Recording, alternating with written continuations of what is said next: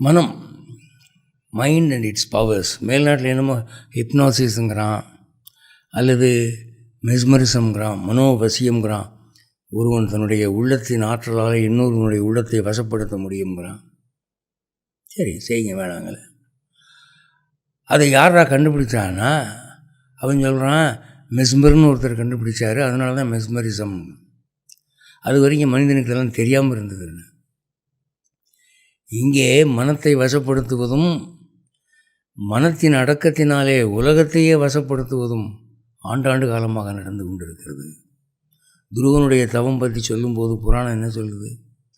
அவன் தன்னுடைய மனத்தினாலே இறைவனுடைய மனத்தோடு இணைந்து தன்னை இறைவனிடமிருந்து வேறாக பார்க்காமல் ஏகபாவனையாக இருந்தபோது அவன் வலது காலை ஊன்றி இடது காலை தூக்கினால் பூமி வலது பக்கம் சாய்ந்தது. இடது காலை ஊன்றி வலது காலை தூக்கினால் பூமி இடது பக்கம் சாய்ந்தது. அவன் மனமானது அந்த பரமாத்மாவோடு லயமாகி இவன் வேறு இயற்கை வேறு இல்லை என்கிற நிலைமைக்கு வந்துட்டான். இவங்க ஹிப்னாசிஸ்லையும் மெஸ்மரிசத்துலேயும் ஒரு மனுஷனைத்தானே இவங்க வசப்படுத்தியிருக்காங்க.